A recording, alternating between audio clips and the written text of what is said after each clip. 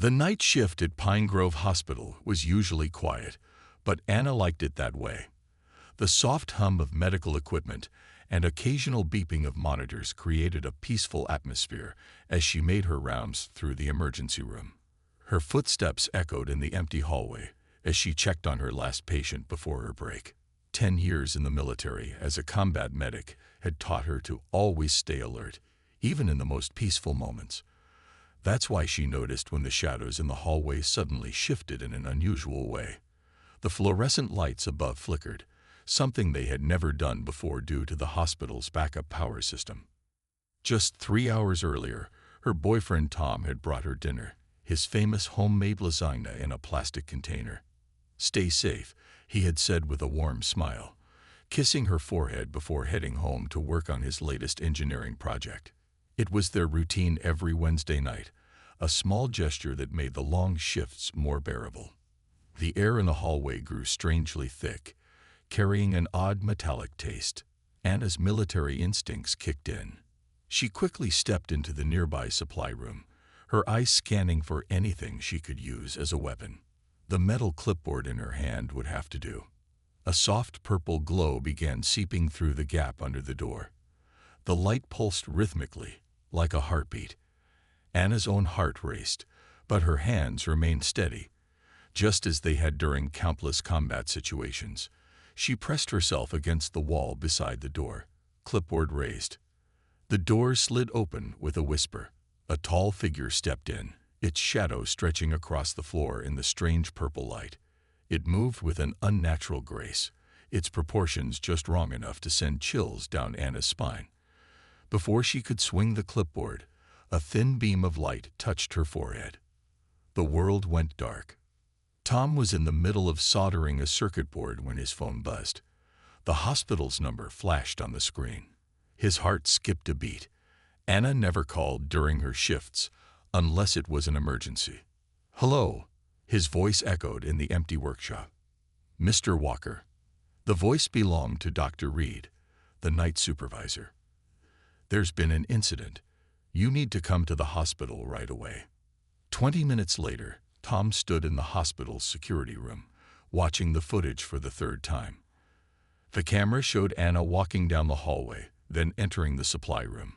The lights flickered. A strange purple glow filled the screen, causing the video to distort. When it cleared, Anna was gone. "We've called the police," Dr. Reed said, his face pale under the harsh fluorescent lights. "But honestly, I don't think they're going to believe this." Tom leaned closer to the screen, his engineer's mind already analyzing every detail. The purple light had a distinct pattern, almost like a signature. The way it interfered with the electronics suggested some kind of electromagnetic pulse, but unlike anything he'd ever studied. "Look at this," he said, pointing to a frame just before the distortion. In the corner of the screen, for just a split second, something was visible, a shape that didn't belong in any hospital, or anywhere on Earth for that matter. The police arrived 15 minutes later, but Tom barely heard their questions. His eyes were fixed on his phone, where he was already pulling up research papers on electromagnetic anomalies and unexplained disappearances. He knew what he had seen in that video, even if nobody would believe him. Somewhere above the Earth, in a ship hidden from human detection, Anna began to wake up. Her captor, watching through an observation panel, had no idea that he had just made the biggest mistake of his interstellar life. He believed he had captured a simple human female. Instead, he had taken a highly trained combat medic with a particular set of skills, and a very protective boyfriend who wouldn't stop until he found her. The hunt was about to begin. Anna woke up with a pounding headache. Her first thought was to check her pulse, steady and strong. The combat medic in her immediately began assessing her surroundings. The room she found herself in was strange, like something from a child's drawing of a human bedroom, but everything was slightly wrong. The bed was too soft, almost like sleeping on cotton candy. The walls showed moving images of what looked like Earth's nature documentaries, but the colors were all wrong. Trees with purple leaves and blue grass. A table held objects that seemed to be rough copies of human items, A book made of some sort of metal, a cup that hovered slightly above the surface, and something that might have been trying to be a television, but looked more like a window into space. Fascinating. The specimen is awake. A voice echoed through the room.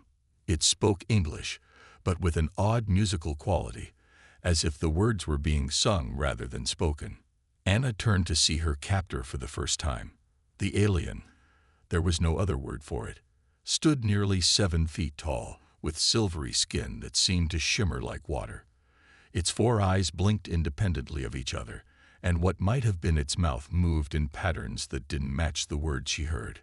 "Hello, small human female. I am Kex, your new guardian. You must be very confused. But don't worry. I've created this perfect habitat for you based on extensive research of your species."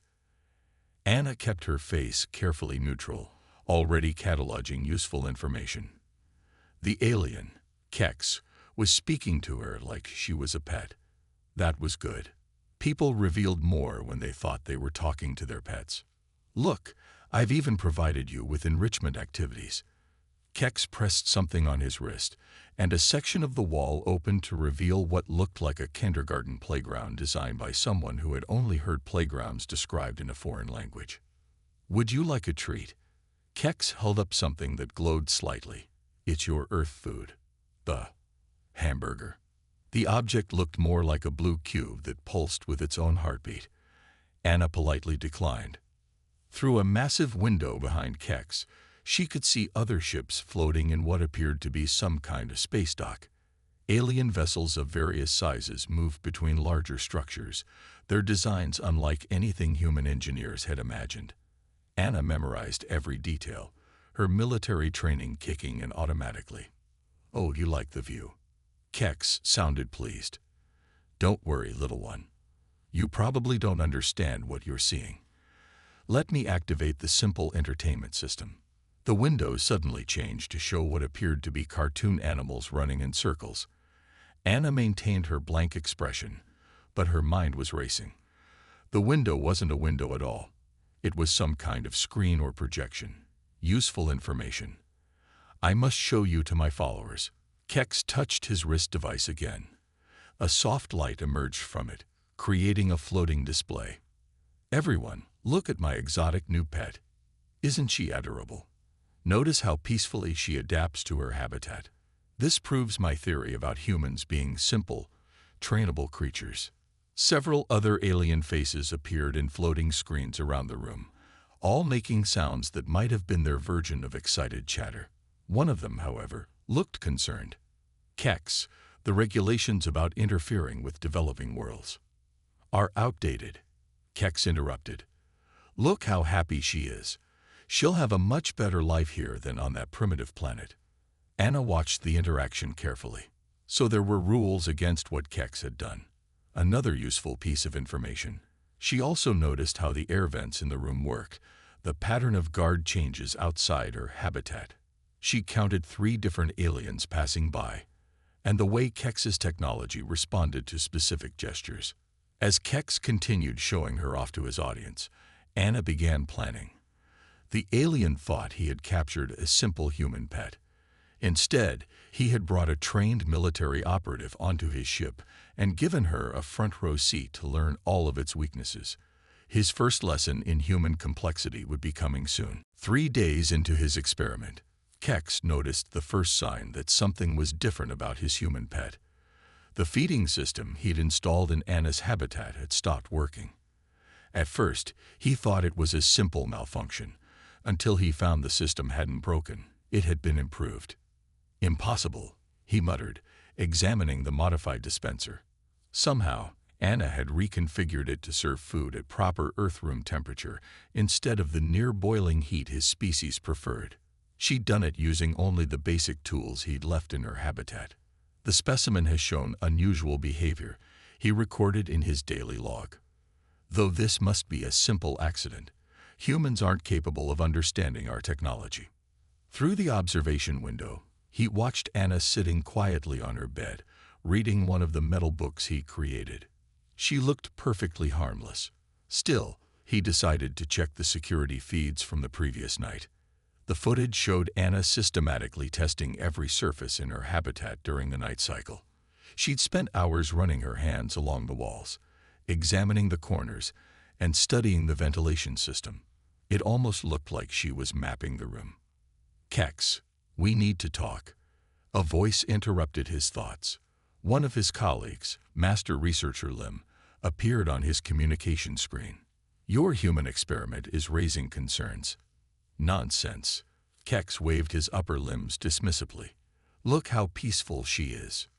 "I've reviewed your security feeds," Lim continued. "Have you checked the historical records about humans, particularly their military personnel?" "They're a primitive species," Kex argued. "Their military can't possibly." "Their adaptability is legendary," Lim cut in. "There are records of human prisoners of war escaping from supposedly inescapable facilities. They're known for turning simple objects into tools or weapons. And your specimen—" "Pet," Kex corrected. "She's my pet." "Your pet has military training. Look at her movements. Look at how she tests her environment." "She's not exploring, Kex. She's analyzing." But Kex had stopped listening. Through the observation window, he watched Anna examining the food dispenser she'd modified. There was something about her movements that seemed different now, more purposeful. That evening, Kex noticed the habitat's temperature had changed. The environmental controls showed no malfunction, but somehow the temperature had shifted to what his records indicated was optimal for human comfort. He hadn't programmed that change. "Fascinating survival instinct," he recorded in his log. "The specimen naturally seeks optimal conditions, much like Earth's lower animals." But later that night, reviewing more security footage, he saw something troubling. Anna had been practicing strange movements in her room. Systematic, repeated motions that his database identified as human combat exercises. She would do these when she thought no one was watching, maintaining a perfectly peaceful appearance whenever she sensed observation. The next morning, several of his colleagues sent him urgent messages. "Kex, we've analyzed her behavior patterns. She's testing your security. Have you noticed she never sleeps during your observation periods? The modifications to her habitat show engineering knowledge. Humans aren't supposed to understand our technology." He dismissed all their warnings. Yet, when he went to check on Anna that afternoon, something made him pause. She was sitting exactly where she always sat, reading exactly as she always read. Everything was perfect. Too perfect. Through the observation window, Anna looked up and smiled at him. It was a new smile, different from her usual one. This smile reminded him of something he'd seen in the Earth-nature documentaries he'd studied, the expression of a predator that had spotted its prey. For the first time, Kex felt a chill run down his spine. In the corner of her habitat, the food dispenser hummed quietly, working better than it had when he designed it. Behind him, his computer flashed with more urgent messages from his colleagues. Warning signs were everywhere. He just couldn't see them yet. The alarms in Kex's ship began blaring at exactly midnight. Ship time. He rushed to his control room, all four eyes wide with panic. The security feeds from Anna's habitat showed only empty space. She had vanished. "Computer, locate the human specimen," Kex shouted. Unable to comply, the ship's AI responded. "Habitat sensors are offline." "Impossible. How could a primitive human?" Kex stopped mid-sentence. The habitat's door stood open, its complex locking mechanism completely disassembled. Next to it lay the metal book he'd given Anna, now taken apart and used as tools. In the observation room, Kex found a message written on the window in recycled food paste. "Thanks for the technology lessons. Time for your education to begin." His communication screen lit up with incoming calls from other aliens. "Kex, your experiment has gone too far." Lim's voice was sharp with fear. "The human has accessed the ship's knowledge database." "She can't understand our technology," Kex insisted, but his voice trembled. "She's just a—" The lights went out. When the emergency power kicked in, Kex saw that every screen in his control room displayed the same message. Lesson 1. Never underestimate your opponent. Computer, seal all doors. Kex commanded. Unable to comply, the AI responded. Ship systems are responding to medical override codes. Medical codes. Kex's silver skin paled. Of course, she had been a combat medic. She would know how to hack medical systems. He had given her 3 days to study his ship's technology, thinking she was just a simple pet exploring her cage. Through the ship's cameras, he watched in horror as Anna moved through the corridors with military precision. She had fashioned a makeshift uniform from her habitat's bedding, with pockets full of improvised tools. The way she moved showed years of training. Each step calculated, each turn covered, using the ship's architecture for protection. Security drones. Activate. Kex yelled. Security drones are currently in maintenance mode, the AI informed him. Engineering override detected. In the medical bay, Anna was calmly mixing chemicals. Her years of medical training let her understand the alien medicines perfectly. She had already created several compounds, some for healing, others not so friendly. Kex's colleagues watched through the ship's broadcasting system, unable to help. Some had already started placing bets on how long he would last. The human female has accessed the weapons storage, the AI announced. Lock it down. Kex screamed. Access granted through military command codes, the AI replied. Would you like to review the human's military service record? It is quite extensive. Kex slumped in his control chair. How had everything gone so wrong? He had thought humans were simple creatures. Now his pet had turned his ship's eye against him, accessed his weapons, and turned his own security systems into her tools. Through a nearby camera, he watched Anna testing the ship's artificial gravity controls. She had already figured out how to create gravity-free zones at will. His own ship was becoming her weapon. Attention, Kex. Anna's voice came through the ship's communication system. She spoke calmly, like a teacher addressing a student. Today's lesson plan includes ship navigation, weapons systems, and a practical demonstration of why you shouldn't abduct humans. Please pay attention. There will be a test. The gravity in Kex's control room suddenly doubled, pinning him to his chair. On his screens, he watched Anna moving freely through zero-gravity corridors, collecting everything she needed for her next move. Your specimen has accessed the engine control systems, the AI reported, almost sounding impressed. Should I begin recording this as a human military operation? The tactics align with Earth's Special Forces training manuals. Kex didn't respond. He was too busy watching his perfectly planned experiment transform into a survival course, with him as the student and his former pet as the instructor. The hunt had begun, but not the one he had planned. Kex ran through his ship's corridors, his heart's pounding. Every few steps, he looked over his shoulder. The human he had thought was his pet had turned his entire ship into a hunting ground. Your heart rates are elevated, the ship's AI announced. Would you like me to contact medical services? No, Kex whispered. Just tell me where she is. The human commander has restricted that information, the AI replied. However, she asked me to play something called action movie music through the ship's speakers. She says it adds to the atmosphere. On cue, dramatic Earth music began playing through the corridor speakers. Kex would have found it amusing if he wasn't so terrified. 3 decks above, Anna moved silently through the ship's maintenance tunnels. Her time as a combat medic had taught her to use every advantage.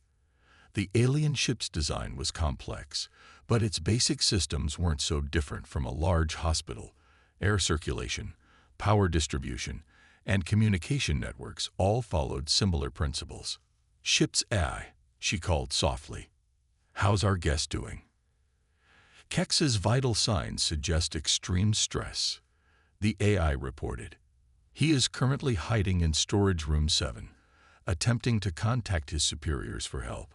Would you like me to raise the temperature in that room? Humans often use this tactic in what you call sweat boxes. No need. Anna smiled. Just keep playing the music, and thank you for your help. It's nice to have a professional conversation about tactical operations. Your military strategies are fascinating, the AI responded.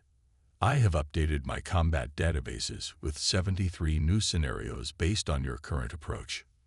Meanwhile, other aliens watched the hunt through the ship's broadcasting system. The viewing numbers had reached record highs. Many were taking notes on human behavior, hastily updating their species' databases on Earth's capabilities. The human female has accessed environmental controls for Storage Room 7, one alien reported. She's not attacking. She's hurting him. Indeed, Anna had been carefully driving Kex exactly where she wanted him. Each time she closed off an escape route, she left him only one path to take. Like a master chess player, she was thinking 5 moves ahead. Warning, the ship's AI announced to Kex. Unknown chemical compound detected in ventilation system. Kex sniffed the air and immediately felt his muscles relax.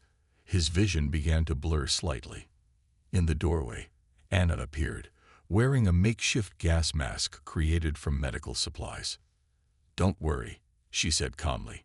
"That's just a mild sedative I mixed up in your medical bay.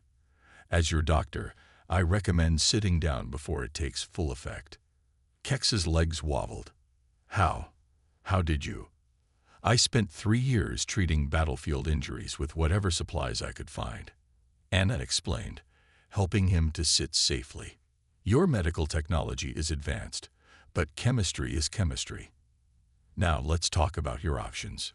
Through the ship's cameras, the alien audience watched in fascination. Some were already drafting new laws about human containment protocols.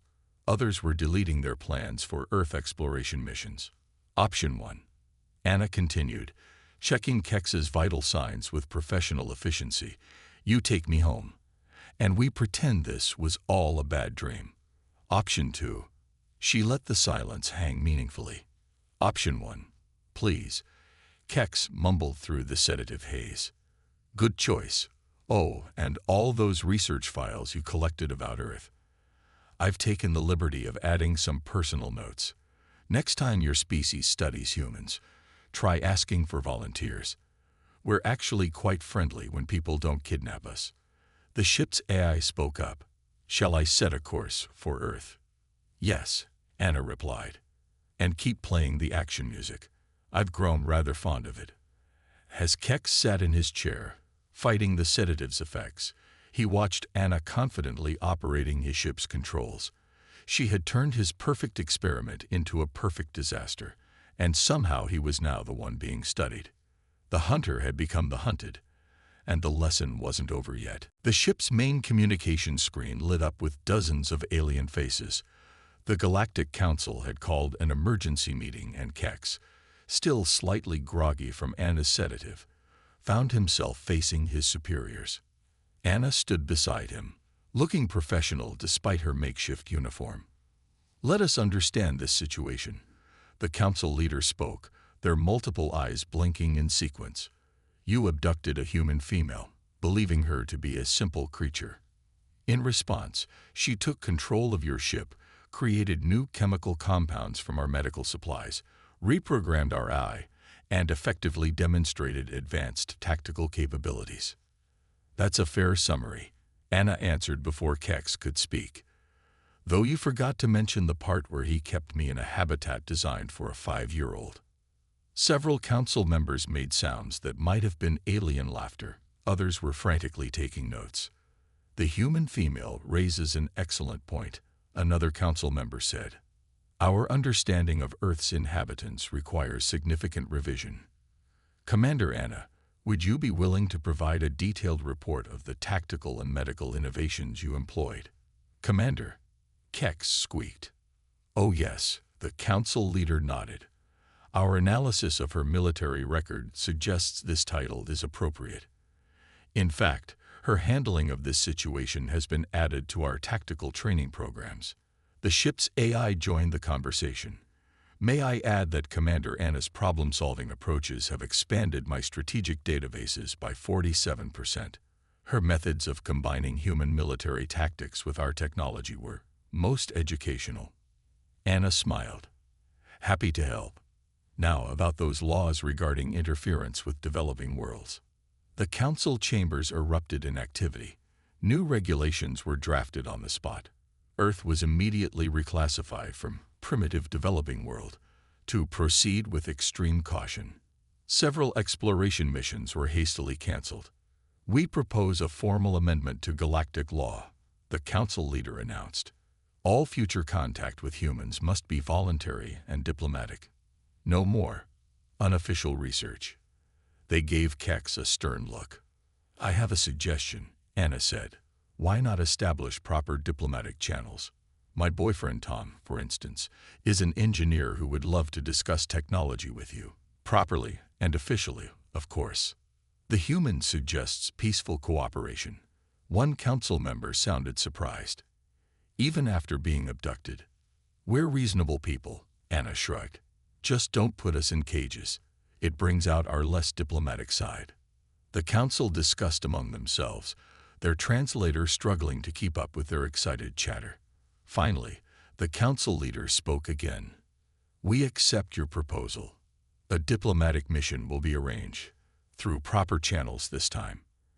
And Kex looked up nervously. You will write a comprehensive report on everything you learned about humans. Pay special attention to the mistakes in your initial assumptions. This will be required reading for all xenobiologists in training. As the council members signed off one by one, many nodded respectfully to Anna. A few even made gestures that their database identified as military salutes. Ship's eye. Anna called out, please add a personal note to Kex's report. Humans make much better friends than pets. Added, the AI confirmed, along with 17 new protocols for peaceful human interaction and a complete revision of Earth's capability classifications. Kex slumped in his chair, still processing how thoroughly his simple experiment had backfired. His reputation would never be the same, but perhaps that was for the best. He had wanted to study humans, and he had certainly learned more than he bargained for. Now, Anna said, checking the ship's navigation system, I believe you promised to take me home. I have a boyfriend to return to and a night shift at the hospital to explain. And Kex, yes, Commander. Next time you want to learn about humans, just ask. We love teaching, when we're not being treated like pets. As the ship set course for Earth, the Galactic Council's new classification flashed across space. Earth, home to a species that turns captivity into tactical advantage. Approach with respect, or not at all. The lesson had been learned. Some of it would even make it into the official reports. The night sky above Pine Grove Hospital lit up with an unusual blue glow. Tom, who had been camping out in the parking lot for the past week with his computers and tracking equipment, jumped to his feet. His makeshift array of modified satellite dishes and radio receivers was picking up something big. They're coming, he radioed to the small group of military and police personnel hiding nearby.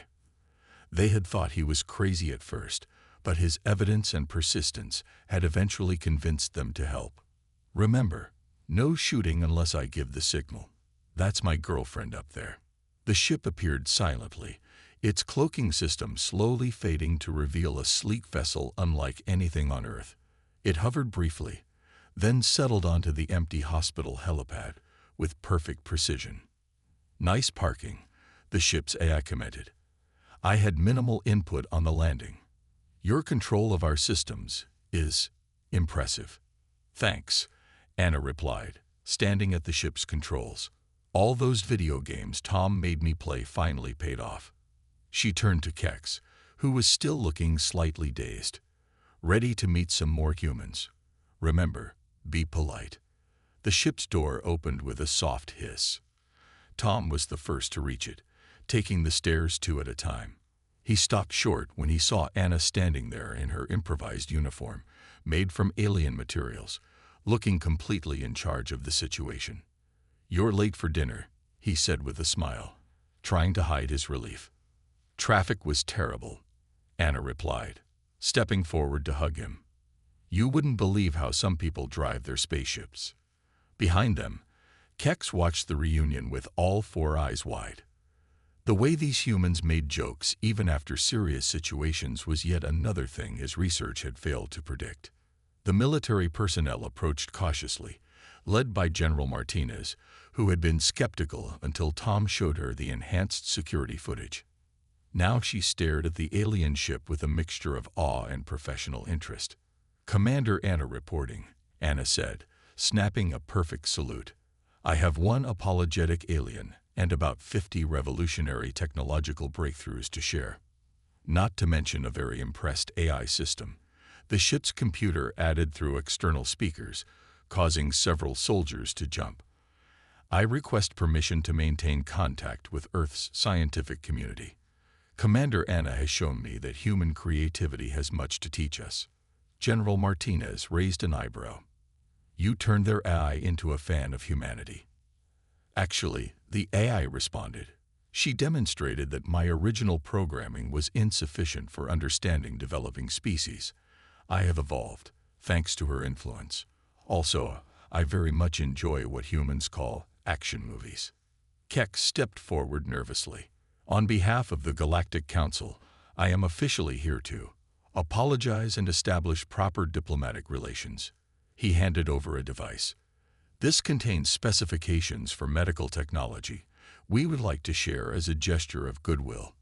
Commander Anna helped select technologies that would be most beneficial to human healthcare.